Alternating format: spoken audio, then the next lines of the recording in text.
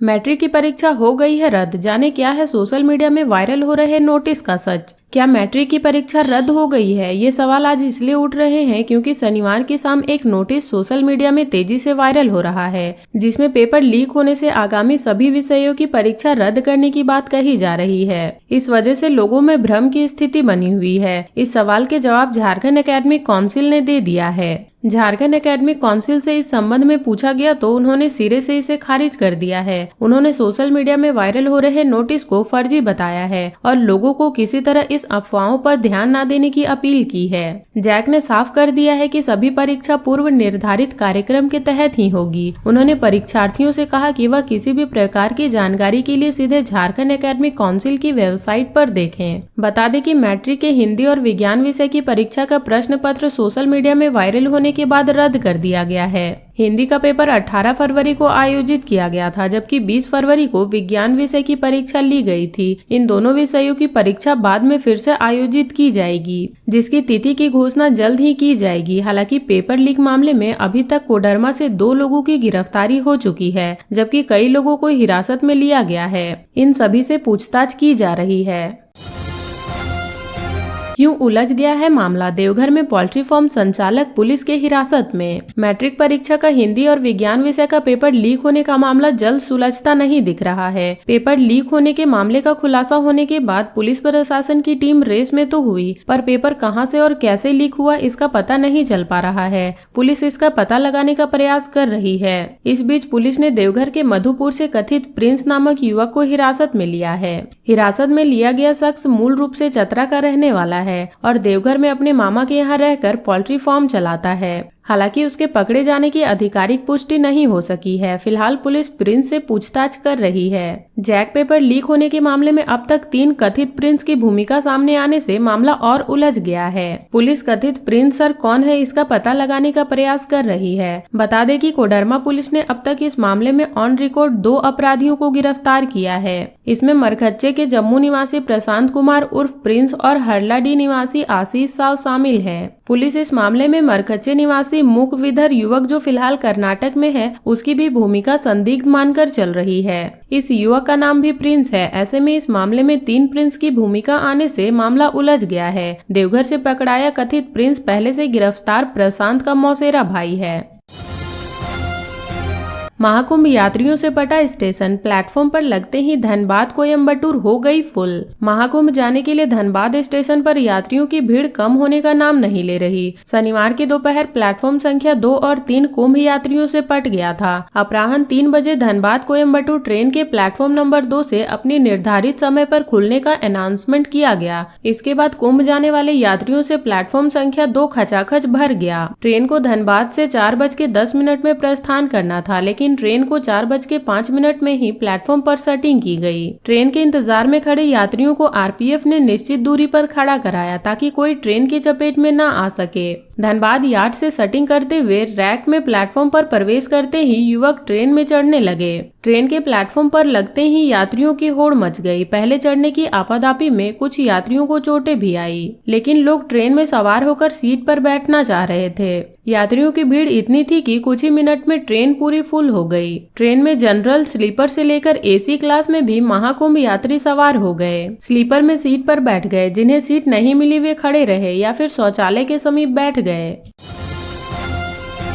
SIT या CID करेगी जांच, प्रस्ताव तैयार। जैक ने भेजी शिक्षा विभाग को रिपोर्ट। मैट्रिक के प्रश्न पत्र आउट होने और अब तक की जांच से संबंध में जैक ने शनिवार को स्कूली शिक्षा एवं साक्षरता विभाग को अपनी रिपोर्ट भेज दी है। जैक ने रिपोर्ट में प्रश्न पत्र आउट होने और इसके बाद की गई कार्रवाई की जानकारी विभाग को दी है। जिला में चल रही जाँच की स्थिति की जानकारी भी शिक्षा विभाग को दे दी गई है। शिक्षा विभाग अब एसआईटी गठित कर या सीआईडी से इसकी जाँच कराने की तैयारी कर रही है। इस संबंध में प्रस्ताव तैयार कर लिया गया है। शिक्षा मंत्री रामदास सोरेन की सहमति के बाद इसे गृह विभाग को भेजा जाएगा। सीएम की सहमति के बाद एसआईटी का गठन किया जाएगा या फिर सीआईडी को मामला सौंपा जाएगा। मैट्रिक में विज्ञान विषय की परीक्षा 20 फरवरी को हुई थी, जबकि प्रश्न पत्र 18 फरवरी की रात से ही वायरल था। विज्ञान विषय का वायरल प्रश्न पत्र जैक के प्रश्न पत्र से पूरी तरह से मिल गया था। इसके बाद जैक ने सभी जिला के उपायुक्त को इसकी जाँच के लिए पत्र लिखा था। जैक ने इस संबंध में कोडरमा, गिरिडीह गिरिडीह व गढ़वा उपायुक्त को अलग से पत्र लिखा था। इन तीनों जिलों में पहले प्रश्न के वायरल होने की बात सामने आई थी। तीनों जिलों में इसकी जांच की जा रही है। प्रश्न पत्र आउट होने का मामला राज्य के अलग अलग जिलों से सामने आया है। सभी जिलों में जिला स्तर पर इसकी जांच की जा रही है। अब तक के जांच में पेपर कैसे और कहां से लीक हुआ इसका खुलासा नहीं हो सका है। ऐसे में SIT और CID की जांच से पूरे राज्य के एजेंसी के माध्यम से इसकी जांच हो सकेगी। विभाग का मानना है कि इससे और बेहतर जांच होगा।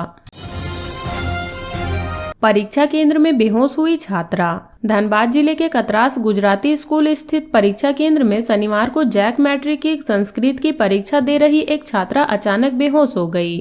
इससे परीक्षा केंद्र में अफरा तफरी का माहौल हो गया। आनन फानन में स्कूल के लोगों ने परिजनों को छात्र के बेहोश होने की सूचना दी। इसके बाद परिजन छात्रा को इलाज के लिए SNMMCH धनबाद ले गए। छात्रा की पहचान महुदा थाना क्षेत्र की निवासी रोजी खातून के रूप में हुई है। वह महुदा के एक सरकारी स्कूल की छात्रा है। रोजी के मामा अताबुद्दीन अंसारी ने बताया कि छात्रा की तबीयत पहले से थोड़ी खराब थी, वहीं परीक्षा के टेंशन के कारण वह बेहोश हुई है। इधर डॉक्टरों ने बताया कि छात्रा की जाँच की गई है। फिलहाल वह खतरे से बाहर है। तांतरी व तुपकाडी में पड़े ओले, जमकर हुई बारिश। बेरमो जिले के कई जगहों पर शनिवार को ओले के साथ जमकर बारिश हुई। वहीं बेरमो अनुमंडल के तांतरी तुपकाडी क्षेत्र में काफी देर तक ओले के साथ बारिश हुई। सड़कों के किनारे काफी ओला जमा हुआ था। ओला देखकर लोग शिमला जैसा नजारा महसूस कर रहे थे। बारिश के कारण तापमान में गिरावट आई है। शाम में दूसरे दिनों की अपेक्षा ठंड बहुत बढ़ी थी। ठंड से बचने के लिए लोग गर्म कपड़े का सहारा ले रहे हैं। इधर ओला गिरने से फसलों को भी नुकसान पहुंचा है।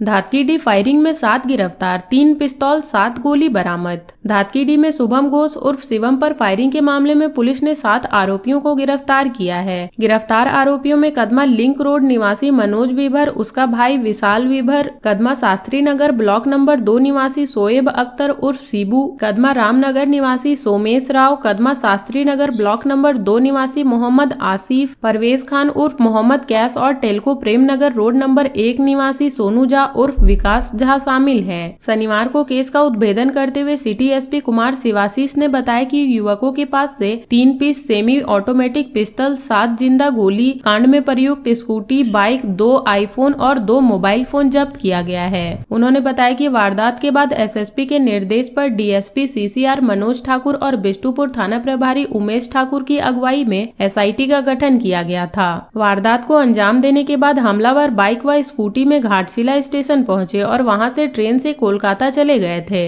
गिरफ्तार युवकों के खिलाफ पूर्व में कई केस दर्ज हैं। SP कुमार शिवाशीष ने बताया कि घायल शुभम घोष उर्फ शिवम के खिलाफ भी कई केस दर्ज हैं। वह WhatsApp ग्रुप बनाकर फायरिंग के आरोपी मनोज विभर और उसके भाई विशाल विभर के परिवार के संबंध में आपत्तिजनक बातें करता था। इसके अलावा दोनों के बीच पूर्व से ही अदावत थी। पूर्व में उनके बीच धतकीडी सैलून के अलावा कई जगहों पर विवाद हो चुका है, जिसके कारण घटना घटी थी। शुभम पर गोली मनोज विभर और विशाल विभर ने चलाई थी। टेल्को प्रेमनगर के सोनू झा ने ही इन दोनों को हथियार उपलब्ध कराया था। सोनू झा ने 35,000 रुपए में एक पिस्तौल मनोज विभर को बेचा था। गिरफ्तार युवकों से पूछताछ के बाद जेल भेज दिया गया है। वारदात में शामिल अन्य लोगों का पता लगाया जा रहा है। मालूम हो कि गत 19 फरवरी को धातकीडीह मेन रोड में शुभम घोष पर स्कूटी और बाइक सवार आरोपियों ने 3 राउंड फायरिंग की थी। शुभम घोष का TMH में इलाज चल रहा है। इस मामले में घायल शुभम के भाई अनिमेश घोष ने बिष्टुपुर थाने में फायरिंग की प्राथमिकी दर्ज कराई थी।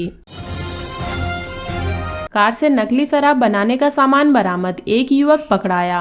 धनबाद में अवैध शराब के खिलाफ विभाग का शिकंजा कसता जा रहा है। शनिवार को भी उत्पाद विभाग की टीम ने नकली शराब बनाने के सभी सामान के साथ गोविंदपुर साहिबगंज रोड के कुसुंडा निवासी विक्रांत कुमार को गिरफ्तार किया है। उसके पास से एक कार, उसमें रखी 60 लीटर स्प्रिट, 2000 पीस विभिन्न ब्रांड के कार के लेबल और झारखंड के स्टिकर जब्त किए हैं। SI जितेंद्र कुमार ने बताया कि आरोपी विक्रांत कुमार ने अपनी गाड़ी में प्रेस का बोर्ड लगा रखा था ताकि उत्पाद विभाग अथवा पुलिस की नजर से बच सके। उन्होंने बताया कि पकड़े गए कारोबारी ने प्रेस का धौंस दिखाकर बचने की कोशिश की, लेकिन सख्ती के बाद उसने कबूल दिया कि होली के मद्देनजर नकली शराब खपाने की योजना बना रहा था।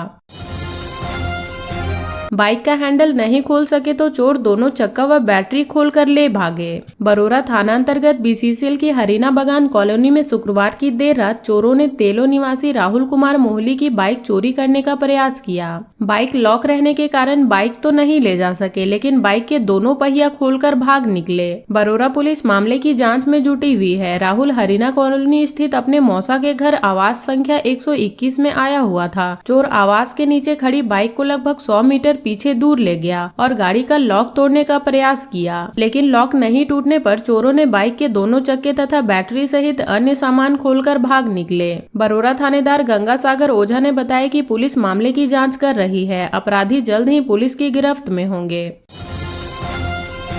राजगंज सड़क हादसे में मृतकों की संख्या हुई 6, सभी थे हुगली के रहने वाले। शुक्रवार की देर रात 1:15 में बंगाल की ओर से कुंभ स्नान करने के लिए प्रयागराज जा रही 2 गाड़ियां राजगंज में 6 लेन स्थित दलूडी के सामने खड़े एक ट्रक से टकरा गई थी। इस बीच पटना की ओर से आ रही बस ने उन्हें भी टक्कर मार दी थी। इससे स्कॉर्पियो पर सवार एक ही परिवार के 4 लोगों की मौत हो गई। वहीं घायल 2 बच्चों की मौत शनिवार को इलाज के दौरान धनबाद में हो गई। इसके अलावा गंभीर रूप से घायल 5 अन्य लोगों का इलाज धनबाद के एक निजी और मेडिकल कॉलेज अस्पताल में हो रहा है। मौके पर पहुंची पुलिस ने दुर्घटनाग्रस्त गाड़ियों को हटाकर देर शाम जाम हटाया और यातायात सुचारू हुआ। पूछताछ के बाद बस को कोलकाता के लिए व कार में सवार लोगों को प्रयागराज के लिए रवाना कर दिया गया। स्कॉर्पियो में सवार लोग 7 कुटिया हुगली से कुंभ जा रहे थे। सभी एक ही परिवार के थे।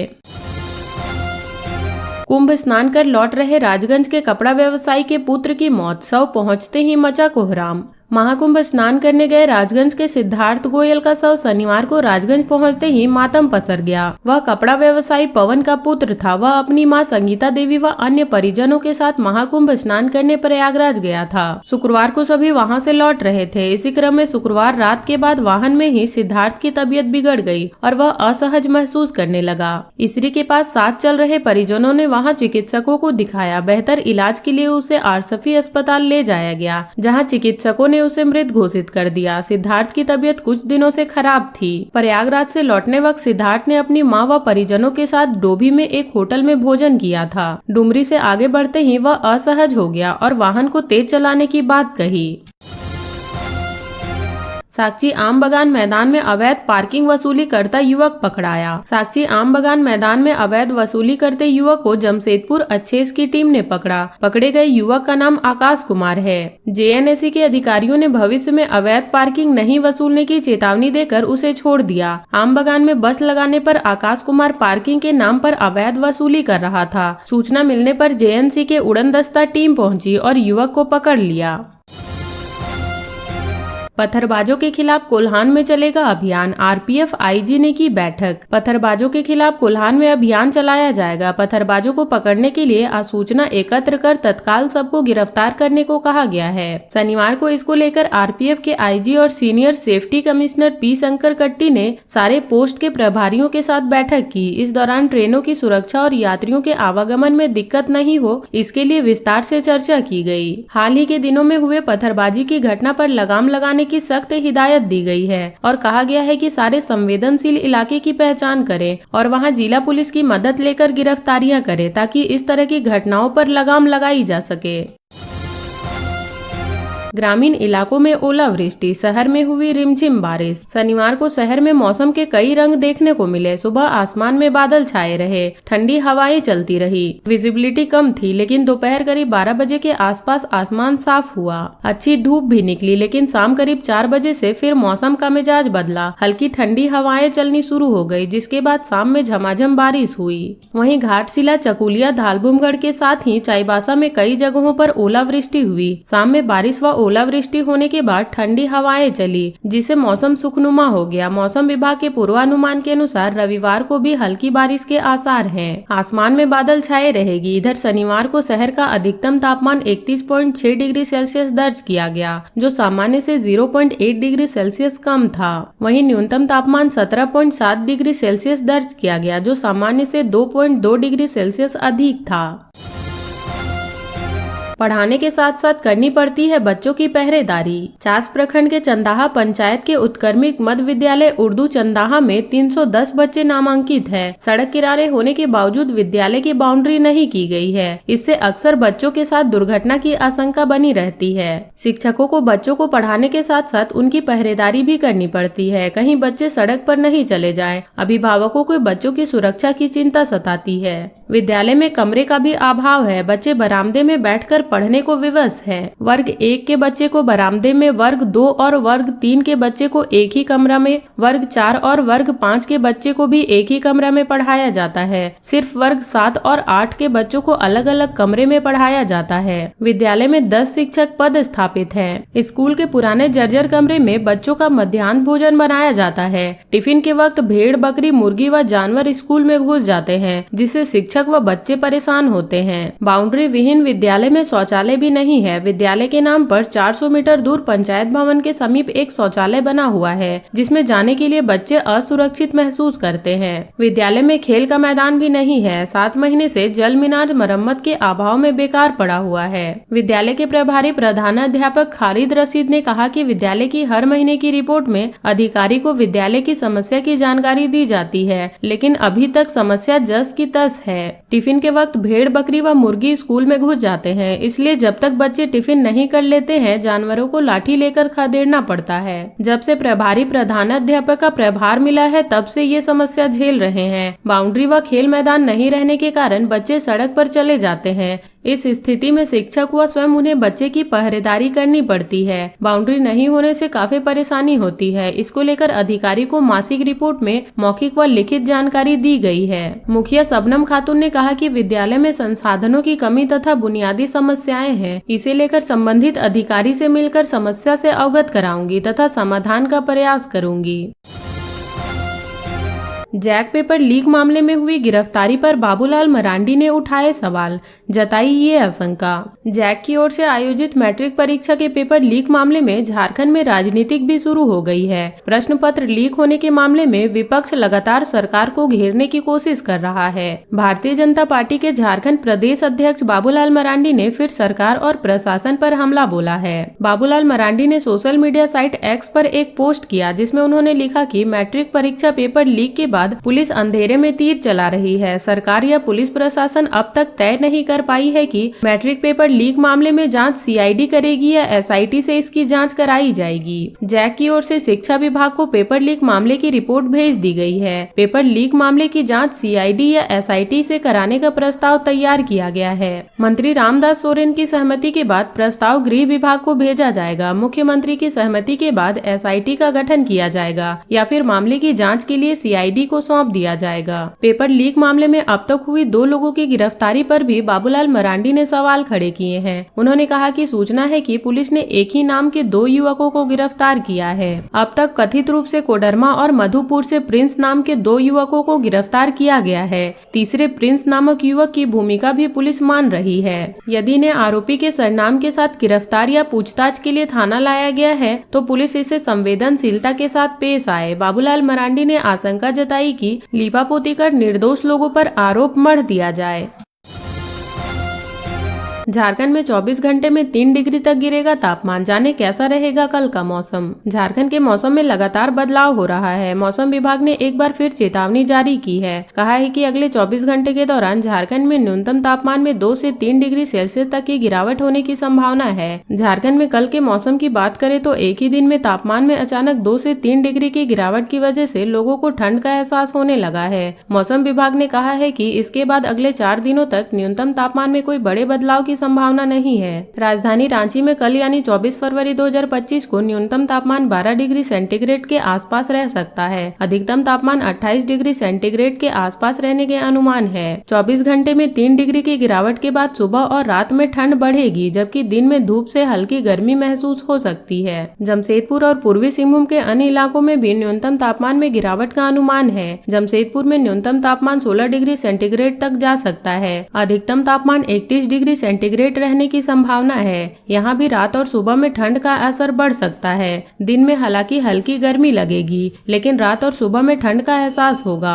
धनबाद और हजारीबाग में भी अगले 24 घंटे के दौरान तापमान में गिरावट होने की संभावना है। धनबाद में न्यूनतम तापमान 17 डिग्री और अधिकतम तापमान 31 डिग्री सेंटीग्रेड रह सकता है। हजारीबाग में न्यूनतम तापमान 10 डिग्री हो सकता है, अधिकतम तापमान 29 डिग्री सेंटीग्रेड के आसपास रहने की संभावना है। बोकारो जिले की बोकारो स्टील सिटी में भी तापमान में गिरावट की संभावना मौसम विभाग ने व्यक्त की है। यहाँ न्यूनतम तापमान 12 डिग्री सेंटीग्रेड और अधिकतम तापमान 28 डिग्री सेंटीग्रेड रह सकता है। यानी यहाँ भी दिन में गर्मी और सुबह शाम सर्दी का एहसास होगा। बदलते मौसम में लोगों को अपने स्वास्थ्य का ख्याल रखने की जरूरत है। एक्सपर्ट बताते हैं कि तापमान में गिरावट के कारण सर्दी बढ़ सकती है, जिससे वायरल इन्फेक्शन और फ्लू जैसी बीमारियां फैलने का खतरा रहता है। ऐसे में लोगों को अभी गर्म कपड़े पहने रहने की जरूरत है। तो ये थी झारखंड की अब तक की बड़ी खबरें। ऐसे ही झारखंड की खबरों से अपडेट रहने के लिए हमारे चैनल झारखंड न्यूज नेटवर्क को सब्सक्राइब कर लें और बेल आइकन को प्रेस कर लें ताकि हमारी हर वीडियो का अपडेट आप तक पहुंच सके।